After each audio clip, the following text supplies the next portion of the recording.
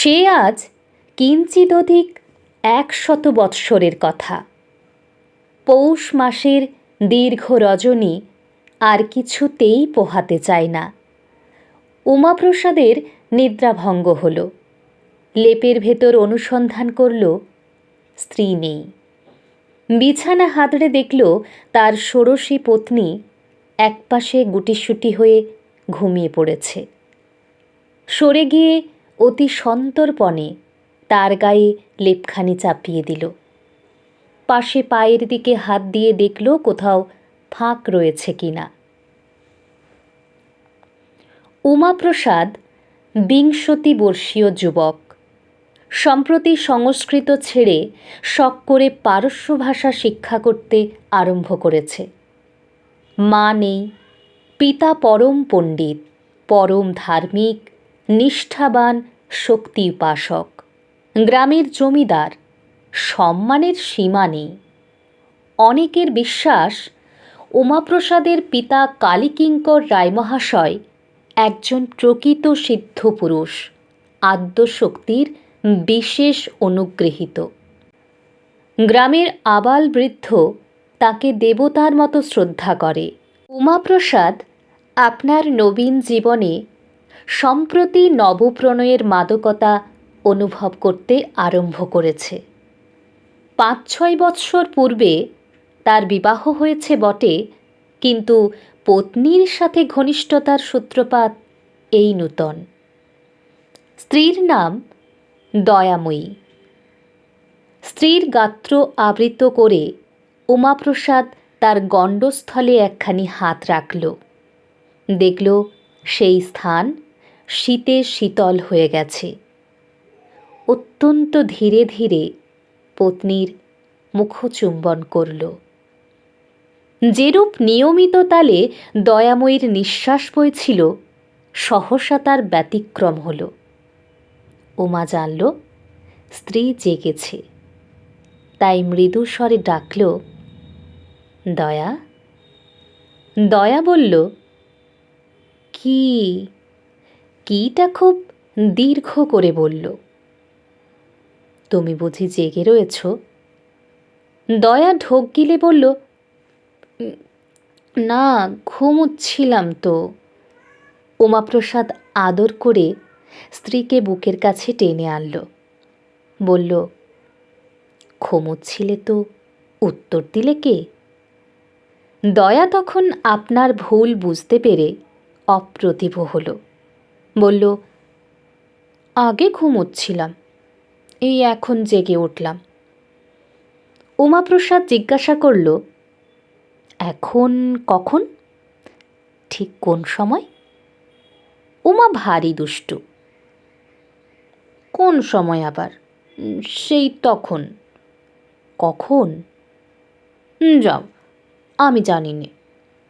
বলেই দয়া স্বামীর বাহুপাশ থেকে মুক্ত হবার বৃথা চেষ্টা করল।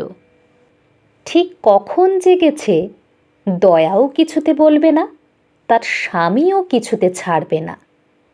কিয়ৎক্ষণ মান অভিমানের পর দয়ার পরাজয় হল। উত্তর দিল, সেই যখন তুমি, বলেই থামল। আমি কি করলাম? দয়া খুব তাড়াতাড়ি করে বলল, সেই যখন তুমি আমার চুমু খেলে। হলো? মা গো মা, এত জানো তুমি। তখনও 1 প্রহরের অধিক রাত্রি আছে। দুজনে কত কথা আরম্ভ হলো। অধিকাংশ কথারই না আছে মাথা, না আছে মুন্ডু।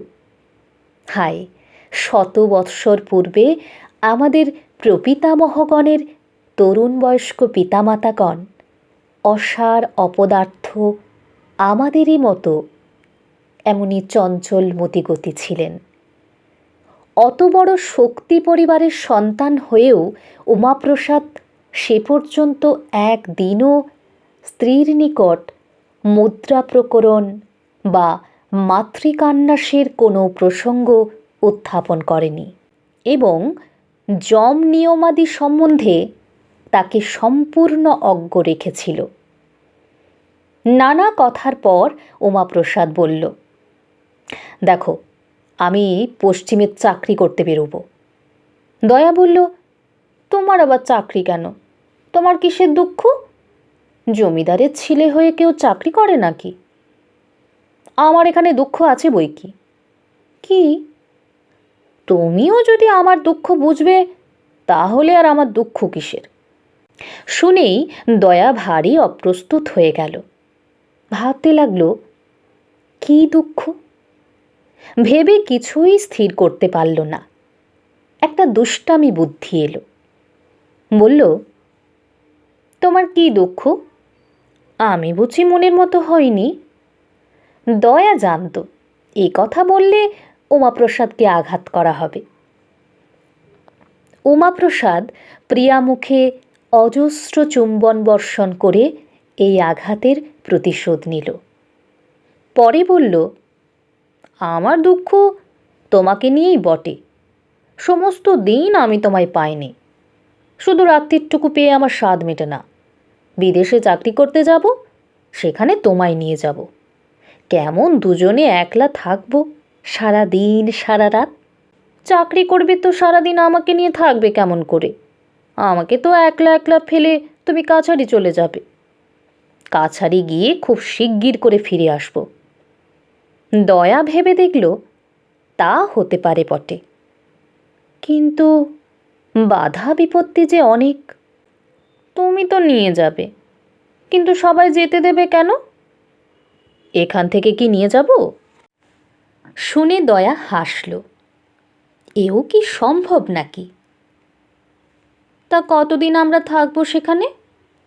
অনেক অনেক বছর থাকব। দয়া মুচকি মুচকি হাসছিল।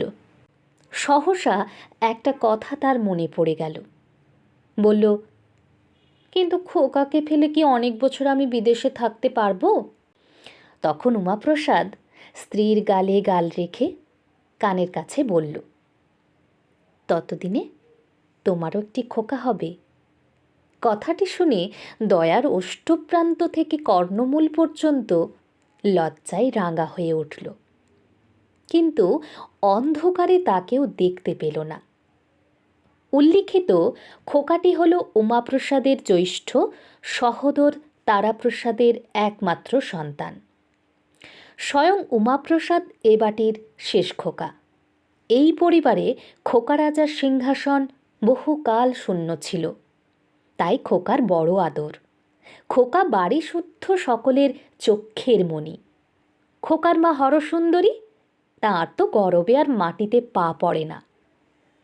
দয়া সহসা বলল, হ্যাঁ গো, আজ এখনো খোকা এলো না কেন? ভোর রাত্রে রোজ খোকা কাকিমার কাছে আসে, এটি তার নিত্য নৈমিত্তিক কার্য। যদিও বাটিতে দাসদাসীর অভাব নেই, তথাপি গৃহকার্যের অধিকাংশই দয়া স্বহস্তে করত। বিশেষত তার শ্বশুরের পূজান্নিক সম্পর্কীয় যা কিছু কার্য, তাতে দয়া ছাড়া অপর কারো হস্তস্পর্শ করবারও অধিকার ছিল না। সারা দিন এই সমস্ত কার্যে ব্যস্ত থেকেও খোকাকে সে এক মুহূর্তও চক্ষের আড়াল করত না। কাকিমা গা মুছিয়ে না দিলে খোকা গা মুছে না, কাকিমা কাজল পরিয়ে না দিলে খোকা কাজল পরে না, কাকিমার কোলে ভিন্ন অন্য কোথাও শুয়ে খোকা দুধ খায় না। খোকার বিছানায় তার কাকিমা অনেক রাত্রি অবধি থেকে ঘুম পাড়িয়ে আসে। ভোর রাত্রে ঘুম ভাঙলেই খোকা কাকিমা বলে কান্না জুড়ে দেয়। এই প্রগল্ভতা, এই অন্যায় আবদারের জন্য মধ্যে মধ্যে তাকে হরসুন্দরীর নিকট থেকে চটটা চাপড়টা পুরস্কার পেতে হয়। কিন্তু বলাই বাহুল্য, তাতে কান্না না থেমে আরও 10 গুণ বেড়ে ওঠে।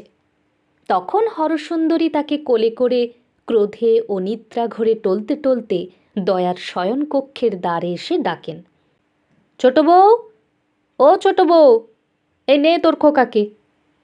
বলেই দুয়ার খুলবার অপেক্ষা না রেখেই খোকাকে মাটিতে বসিয়েই প্রস্থান করেন। দয়া প্রায়ই জেগে থাকে, না থাকলে খোকার ক্রন্দনে শীঘ্রই জেগে ওঠে, ছুটে এসে খোকাকে বুকে করে নিয়ে যায়। কে মেরেছে বলে কত সোহাগ করে। মাথার শিওরে পানের ডিবায় কোনো দিন কদমা, কোনো দিন বাতাসা, আবার কোনো দিন নারকেল নাড়ু সঞ্চিত থাকে। তাই খোকা ভক্ষণ করে, তারপর নিশ্চিন্ত হয়ে কাকিমার কোলে শুয়ে ঘুমিয়ে যায়। আজ এখনও খোকা এলো না বলে দয়া কিছু উৎকণ্ঠিত হলো। বলল, বাছার আবার অসুখ বিসুখ করেনি তো? উমাপ্রসাদ বলল, বোধহয় এখনও রাত্রি আছে। আচ্ছা দেখি, দাঁড়াও। উমাপ্রসাদ বিছানা থেকে উঠে জানলাটা খুলে দিল। বাইরে আম ও নারকেল বৃক্ষবহুল বাগান। তখনও চন্দ্রাস্ত হয়নি, কিন্তু অধিক বিলম্বও নেই। দয়া নিঃশব্দে এসে স্বামীর পাশে দাঁড়ালো। বলল, রাত আর বেশি কই? শীতের হিম বায়ু হু হু করে জানলা পথে প্রবেশ করতে লাগল। তবু দুইজনে সেই অল্পালোকে পরস্পরের দিকে তাকিয়ে কতক্ষণ দাঁড়িয়ে রইল।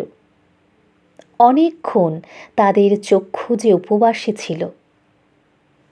দয়া বলল, দেখো, আজ না আমার মনটা যেন কেমন হয়ে গেছে জানো। খোকা এখনো এলো না, কি জানি কেন মনটা এমন হয়ে গেল বলো তো? উমাপ্রসাদ বলল, এখনও খোকার আসবার সময় হয়নি।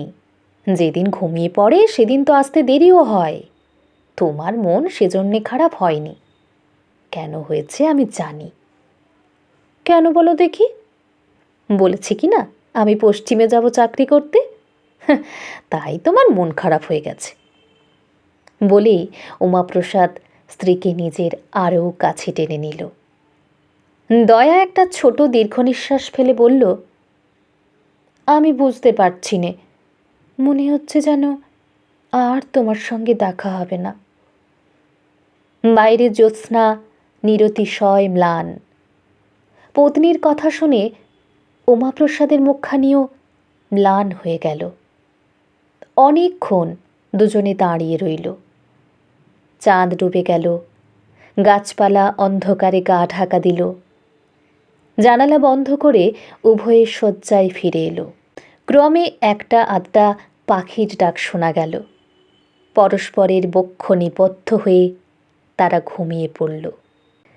ক্রমে জানালার রন্ধ্রপথে প্রভাতের আলোক রশ্মি প্রবেশ করতে লাগল। তখনও দুইজনে নিদ্রাভিভূত। সহসা বাইরে থেকে উমাপ্রসাদের পিতা ডাকলেন, উমা, উমা! প্রথমে ঘুম ভাঙল দয়ার। সে গা ঠেলে স্বামীকে জাগিয়ে দিল। কালীকিঙ্কর আবার ডাকলেন, উমা!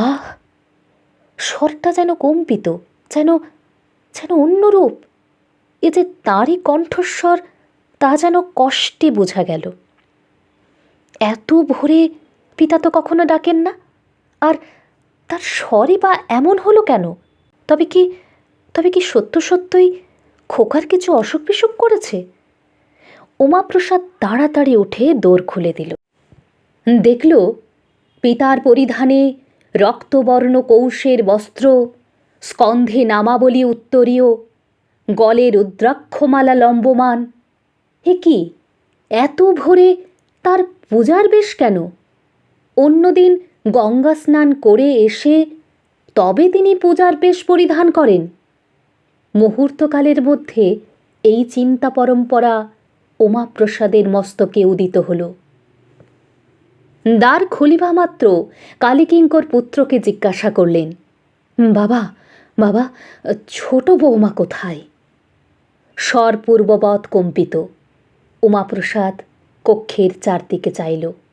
দয়া শয্যা ত্যাগ করে উঠে কিছু দূরে জড়সড় হয়ে দাঁড়িয়েছিল। কালীকিঙ্করও সেই দিকে নেত্রপাত করলেন। বধূকে দেখতে পাওয়া মাত্র নিকটবর্তী হয়ে তার পদতলে সাষ্টাঙ্গ প্রণিপাত করলেন। উমাপ্রসাদ বিস্ময়ে বাক্যহীন। দয়াময়ী শ্বশুরের এই অদ্ভুত আচরণ দেখে নিস্পন্দভাবে দাঁড়িয়ে রইল। প্রণামান্তে কালীকিঙ্কর বললেন, মা গো, আমার জন্ম সার্থক হলো মা। কিন্তু এতদিন কেন বলিসনি মা? উমাপ্রসাদ বলল, বাবা, বাবা কি হয়েছে আপনার?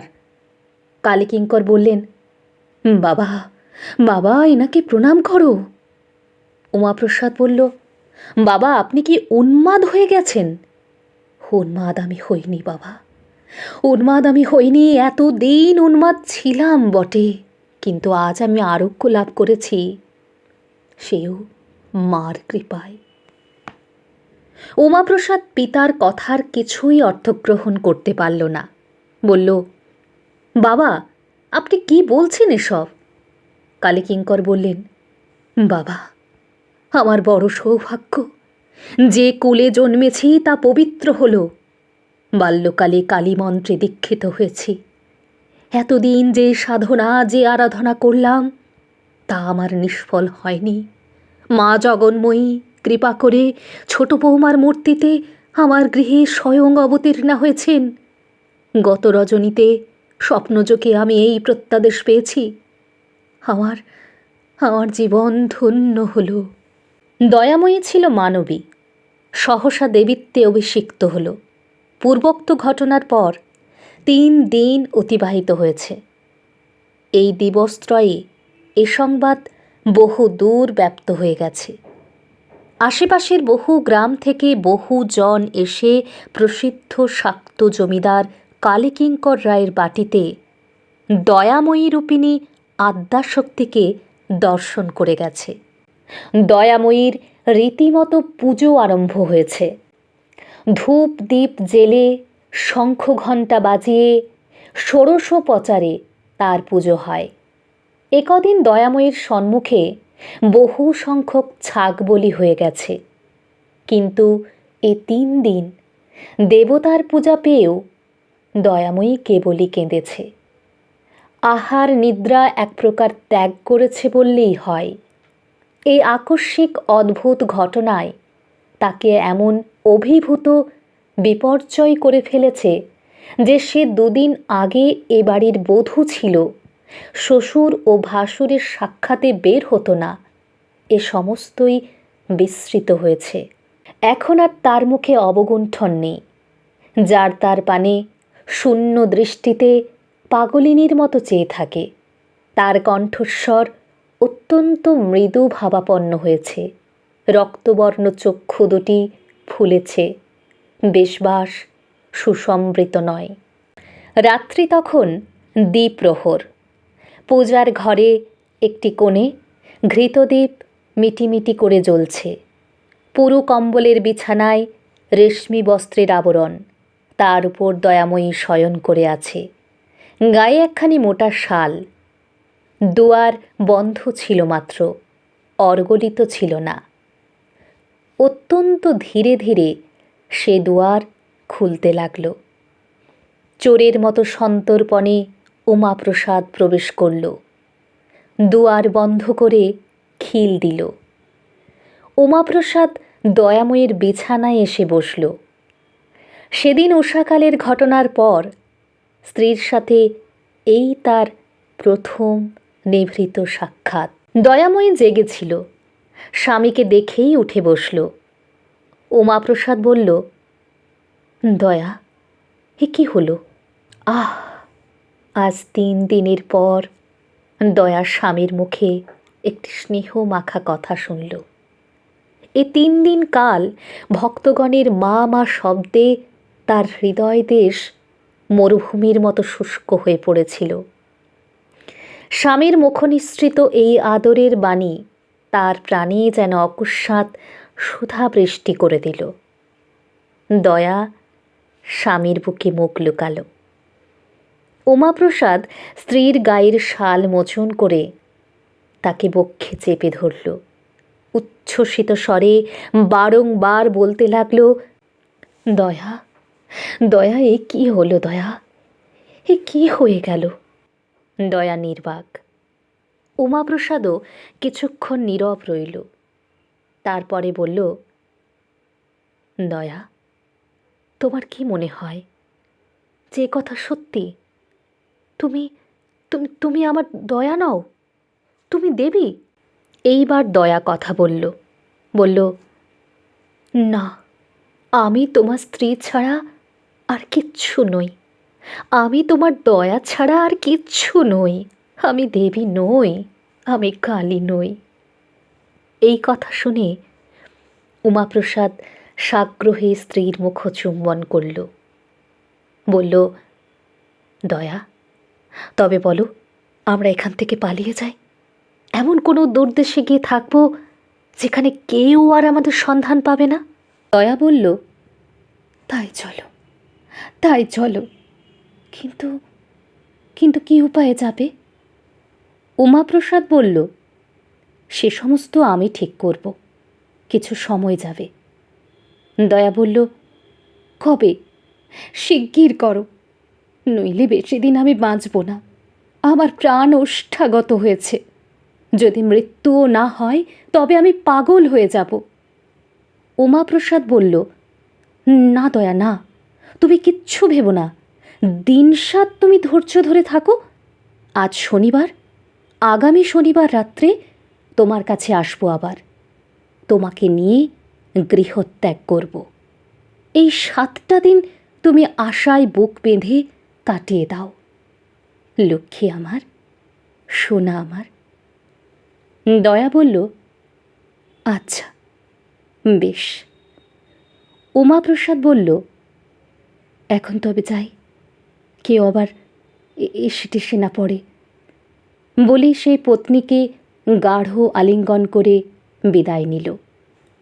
পরদিন প্রভাতে দয়াময়ীর পূজা যখন প্রায় শেষ হয়ে এসেছে, তখন গ্রামের একজন 80 বর্ষ বয়স্ক বৃদ্ধ লাঠিতে ভর করে এসে উপস্থিত হলেন। তাঁর কোটরান্তর্গত চক্ষু দিয়ে দরদর ধারায় অশ্রু প্রবাহিত হচ্ছে। এসেই দয়াময়ীকে দেখে গলবস্ত্র হয়ে তার সম্মুখে জানু পেতে বসে যুক্ত করে বলতে লাগলেন, মা, মাগো, আমি চিরকাল তোমার পুজো করে এসেছি। আজ আমার বড় বিপদ মা, আজ তুমি ভক্তকে রক্ষা করো। দয়াময়ী বৃদ্ধের মুখের পানে ফ্যাল ফ্যাল করে চেয়ে রইল। পুরোহিত বললেন, কেন দাদা, তোমার কি বিপদ হয়েছে? বৃদ্ধ বললেন, আমার নাতিটি কয়দিন জ্বর বিকারে ভুগছিল। আজ সকালে কবরের জবাব দিয়ে গেছে। সে না বাঁচলে আমার বংশ লোপ হবে। আমার ভিটেই সন্ধে দেবার আর কেউ থাকবে না। তাই মার কাছে তার প্রাণ ভিক্ষা চাইতে এসেছি। কালীকিঙ্কর চণ্ডীপাঠ করছিলেন। তিনি বৃদ্ধের দুঃখে নিরতিশয় দুঃখিত হয়ে দয়াময়ীর মুখের পানে চেয়ে বললেন, মাগো, বুড়োর নাতিটিকে মাজিয়ে দিতে হবে মা। বলেই তিনি বৃদ্ধকে বললেন, দাদা, তোমার নাতিকে এনে মার পায়ের কাছে ফেলে রাখো। যমের বাবারও সাধ্য হবে না এখান থেকে নিয়ে যেতে। এ কথা শুনে বৃদ্ধ মহা আশ্বস্ত হলেন। যষ্ঠিতে ভর দিয়ে গৃহাভিমুখে ছুটলেন। 1 দণ্ডকাল পরে বিধবা পুত্রবধূর কোলে নাতিটির সাথে বৃদ্ধ ফিরে এলেন। দয়াময়ীর পদতলে বিছানা করে মৃতকল্প শিশুটিকে রাখা হলো। কেবল মাঝে মাঝে চরণামৃতের পাত্র থেকে কুশি করে একটু একটু চরণামৃত নিয়ে পুরোহিত তার মুখে দিতে লাগলেন। শিশুর মাতা বিধবা যুবতী দয়াময়ীর সখী। তার ব্যথাকাতর মুখ দেখে দয়াময়ীরও হৃদয় ব্যথিত হল।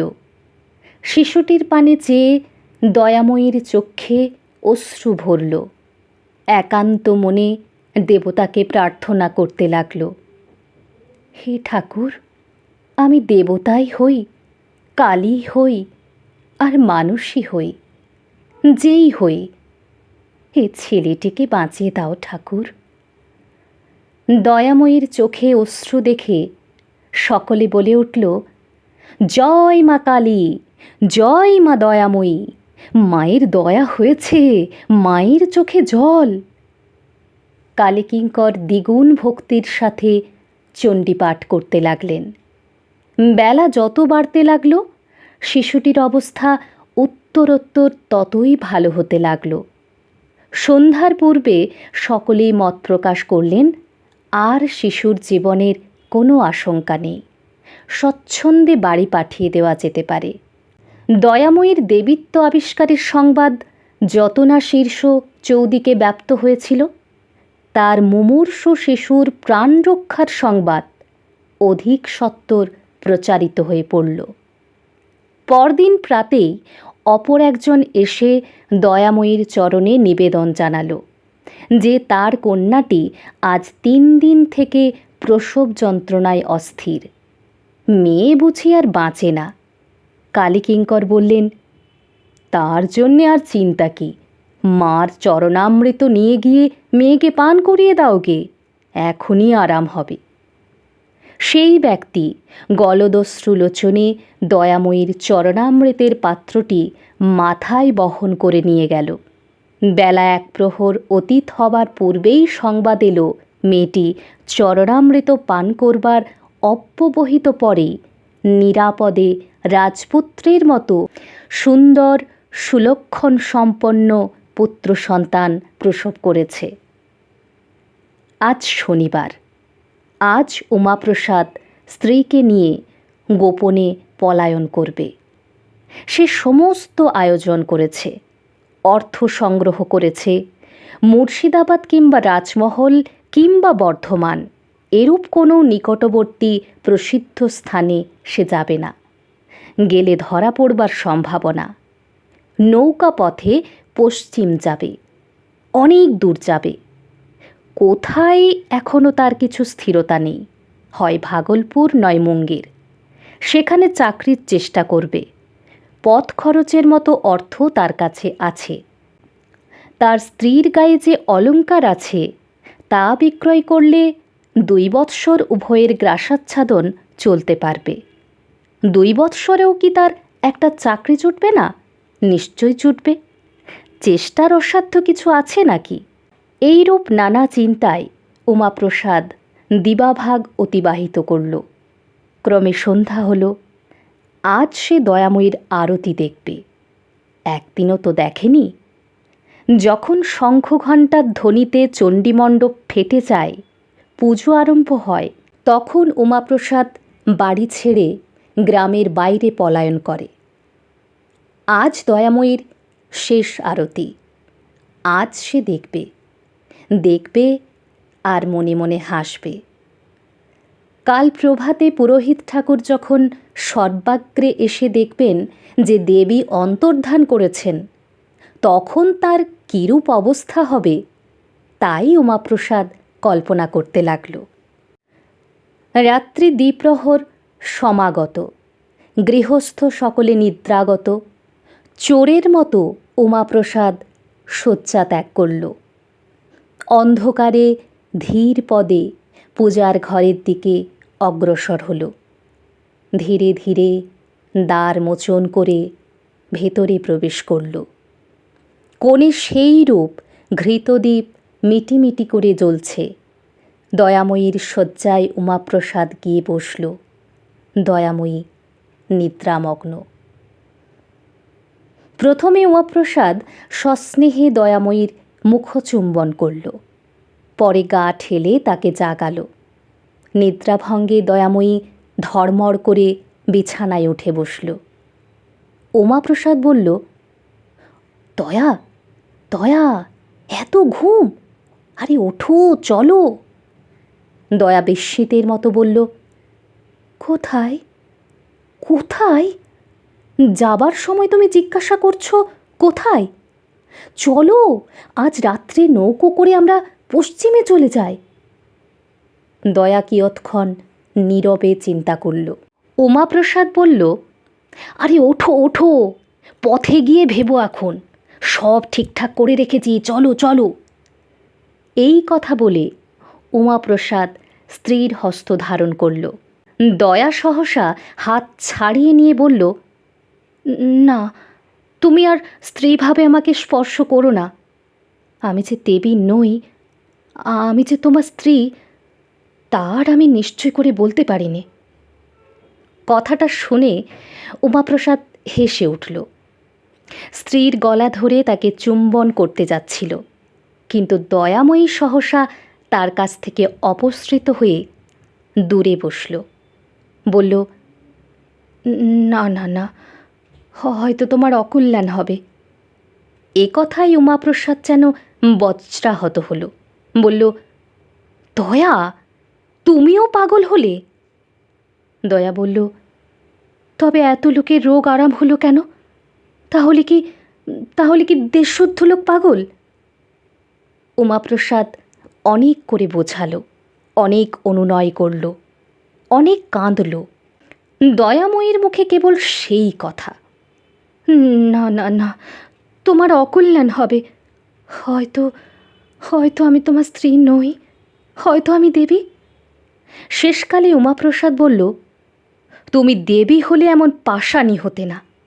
এততেও তোমার মন অটল রইল? দয়াময়ী এবার কাঁদতে কাঁদতে বলল, ওগো, তুমি আমাকে বুঝতে পারলে না। উমাপ্রসাদ দয়াময়ীর শয্যা ত্যাগ করে কিয়ৎক্ষণ ক্ষিপ্তের মতো সেই কক্ষে অস্থিরভাবে পদচারণা করে বেড়াল। পরে হঠাৎ দয়াময়ীর কাছে এসে বলল, দয়া, আমার সঙ্গে তোমার বিবাহ হয়েছিল? দয়া বলল, হ্যাঁ, তা হয়েছিল বই কি। আচ্ছা, তুমি যদি দেবী, মানে তুমি যদি কালী, আমি তো তাহলে মহাদেব। নইলে তোমার সঙ্গে আমার বিবাহ হলো কি করে? এ কথার দয়া কি উত্তর দেবে? সে চুপ করে রইল। উমাপ্রসাদ আবার আরম্ভ করল, আচ্ছা, তুমি যদি আদ্যাশক্তি ভগবতী হও, তবে তো নরলোকে কার সাধ্য যে তোমাকে বিবাহ করে? আমি যে তোমাকে বিবাহ করেছি, এতদিন যে আমি তোমার স্বামীর আসনে অধিষ্ঠিত রয়েছি, এতেই তো বোঝা যাচ্ছে যে আমিও মানুষ নই, আমিও দেবতা, আমিও স্বয়ং মহেশ্বর। দয়াময়ী বলল, যদি তাই হয় তবে আমি তোমার স্ত্রী। দেবী হই, মানুষ হই, আমি তোমার স্ত্রী। এ কথা শুনে উমাপ্রসাদ যেন হাতে স্বর্গ পেল। স্ত্রীকে বক্ষে চেপে ধরল, বলল, চলো চলো, তবে আমরা যাই। এখানে যতদিন থাকবো ততদিন তোমার আর আমার বিচ্ছেদ থাকবে। দয়াময়ী বলল, বেশ, তবে চলো। খানিকটা হেঁটে গঙ্গার ধারে পৌঁছে নৌকা চড়তে হবে। কিন্তু কিছু দূর যাওয়ার পর দয়া সহসা থেমে আবার বলল, না, আমি যাব না। এবার স্বর অত্যন্ত দৃঢ়। উমাপ্রসাদ আবার অনুনয়ের সাধ্য সাধনার পালা আরম্ভ করল, কিন্তু কিছুতেই কিছু ফলদয় হলো না। দয়া বলল, আমি যদি দেবী, তুমি আমার স্বামী মহেশ্বর, তবে দুজনেই এখানে থাকি, দুজনেই পূজা গ্রহণ করি। পালাবো কেন? এতজনের ভক্তিতে আঘাত দেব কেন? না, আমি পালাবো না। চলো ফিরে যাই। উমাপ্রসাদ মর্মাহত হয়ে বলল, তবে তুমি একাই ফিরে যাও, আমি যাব না। তাই হলো। দয়া একা দেবীত্বে ফিরে গেল। উমাপ্রসাদ সেই নিশীথ অন্ধকারে মিলিয়ে গেল। পরদিন তার আর কোনো উদ্দেশ্য পাওয়া গেল না। দয়াময়ীর দেবীত্বে সকলেই বিশ্বাস পান। কেবল বিশ্বাস করেনি বড়বধূ হরসুন্দরী, খোকার মা। প্রথম ২-৪ দিন তাই বড়বধূই দয়াময়ীর জুড়াবার ঠাঁই হয়েছিল। প্রথমে যখন স্বয়ং দয়াময়ী বিশ্বাস করতে চায়নি যে সে দেবী, তখন সে একদিন বড়বধূর কাছে গিয়ে কেঁদে পড়েছিল, দিদি, আমার এ কী হলো? তিনি বলেছিলেন, কি করব বোন, ঠাকুর পাগল হয়ে গেছেন, বুড়ো বয়সে ওনার ভীমরতি ধরেছে। উমাপ্রসাদের নিরুদ্দেশের পর ২ সপ্তাহ গেল। তৃতীয় সপ্তাহে খোকার জ্বর হলো। দিন দিন ছেলে শুকিয়ে যেতে লাগলো। বৈদ্য এলো, কিন্তু কালী কিঙ্কর তাকে চিকিৎসা করতে দিলেন না। বললেন, আমার বাড়িতে স্বয়ং মার অধিষ্ঠান, কত কত দুঃসাধ্য রোগ মার চরণামৃত পান করে ভালো হয়ে গেল, আর আমার বাড়িতে রোগ হলে বৈদ্য এসে চিকিৎসা করবে? বড়বধূ নিজ স্বামী তারাপ্রসাদের কাছে কেঁদে পড়লেন। ওগো ওগো, ছেলেকে বদ্যি দেখাও গো, নইলে আমার ছেলে বাঁচবে না। ও রাক্ষসী ডাইনি আমার ছেলেকে বাঁচাতে পারবে না, ওর কি সাধ্যি? তারাপ্রসাদ অত্যন্ত পিতৃভক্ত। পিতার বিশ্বাস, পিতার বিধান, এ সমস্ত তিনি বেদের মতো মান্য করেন। তিনি স্ত্রীকে বললেন, খবরদার, ও কথা বলো না, ছেলের অকল্যাণ হবে, মা যা করবেন তাই হবে। কিন্তু বড় বধূর প্রতিদিনকার কাকুতি মিনতি ও ক্রন্দনে কর্তা একদিন গলবস্ত্র হয়ে দয়াকে জিজ্ঞাসা করলেন, মা, খোকার যে ব্যারাম হয়েছে তাতে বৈদ্য দেখাবার কোনো প্রয়োজন আছে কি? দয়াময়ী বলল, না, আমি ওকে ভালো করে দেব। কালীকিঙ্কর নিশ্চিন্ত হলেন, তারাপ্রসাদও নিশ্চিন্ত হলেন। খোকার মা একদিন একটি বিশ্বস্ত ঝিকে কবিরাজের কাছে পাঠিয়ে দিলেন। যা কিছু রোগের বিবরণ সব বলে দিলেন। ওষুধ চাই। কবিরাজ মশাই এই প্রস্তাব শুনে দন্তে জিহ্বা দংশন করে বললেন, মা ঠাকরুনকে বলিস, যখন স্বয়ং শক্তি বলেছেন তিনিই খোকাকে আরোগ্য করে দেবেন, তখন আমি ওষুধের ব্যবস্থা করে অপরাধী হতে পারবো না রে। যার সঙ্গে দেখা হয় তাকেই খোকার মা কেঁদে বলেন, ওগো, কিছু ওষুধ বলে দাও, আমার ছেলে যে আর বাঁচে না। সকলেই বলে, ও মা, ও কথা বলো না, তোমার ভাবনা কি? তোমার ঘরে স্বয়ং আদ্যাশক্তি বিরাজ করছেন। খোকার ব্যারাম ক্রমেই বেড়ে উঠল। দয়া বলল, খোকাকে এনে আমার কোলে দাও। খোকাকে কোলে করে দয়া সমস্ত দিন বসে রইল। খোকা অনেকটা ভালো রইল, কিন্তু রাত্রে আবার খোকার ব্যারাম বৃদ্ধি হল। দয়াময়ী একান্ত মনে, একান্ত প্রাণে কত করে খোকাকে আশীর্বাদ করল, খোকার গায়ে হাত বুলালো, কিন্তু কিছুতেই খোকা বাঁচল না। যখন খোকার মৃত্যু সংবাদ বাড়িতে প্রচারিত হলো, তখন তারাপ্রসাদ অধীর হয়ে ছুটে এলো। দয়াময়ীকে বলল, রাক্ষসী, খোকাকে নিলি, কিছুতেই মায়া ত্যাগ করতে পারলি নে। খোকার মা প্রথমে শোকে অত্যন্ত বিহ্বল হলো। যখন কতকটা সুস্থ হলো, তখন দয়াময়ীকে যা মুখে এলো তাই বলে গালি দিল। বলল, ও দেবী, ও দেবী কোথায়? ও তো ডাইনি। দেবী কখনো ছেলে খায়? কালীকিঙ্কর ছল ছল নেত্রে দয়ার পানে তাকিয়ে বললেন, মা, মাগো, খোকাকে ফিরিয়ে দে মা, এখনও দেহ নষ্ট হয়নি, ফিরিয়ে দে মা, ফিরিয়ে দে। দয়াময়ী ঝরঝর করে কাঁদতে লাগল। মনে মনে যমরাজকে উদ্দেশ্য করে আজ্ঞা করল, এখনই খোকার আত্মা খোকার শরীরে ফিরিয়ে দেওয়া হোক। তাতেও যখন হলো না, তখন মিনতি করল। আদ্যাশক্তির মিনতিতেও যমরাজা খোকার প্রাণ ফিরিয়ে দিলেন না। তখন নিজের দেবীত্বে দয়ার অবিশ্বাস জন্মালো। আজ তাহার পূজা ইত্যাদি প্রায় বন্ধ বললেই হয়। সমস্ত দিন কেউ তার কাছে এলো না। দয়া একাকিনী বসে সারা দিন চিন্তা করল। সন্ধ্যা হলো, আরতির সময় উপস্থিত। যেমন তেমন করে আরতি হলো। পরদিন কালীকিঙ্কর উঠে পূজার ঘরে গিয়ে দেখলেন, সর্বনাশ! পরিধেয় বস্ত্র রজ্জুর মতো করে পাকিয়ে কড়িকাঠে লাগিয়ে দেবী আত্মহত্যা করেছে। শেষ হলো আজকের গল্প দেবী। আমার গল্প পাঠ আপনাদের ভালো লাগলে প্লিজ চ্যানেলটিকে সাবস্ক্রাইব করে নেবেন এবং আপনাদের প্রিয়জনদের সাথে শেয়ার করবেন। খুব শিগগিরই আসবো আবার নতুন কোনো গল্প নিয়ে। ধন্যবাদ, সকলে ভালো থাকবেন।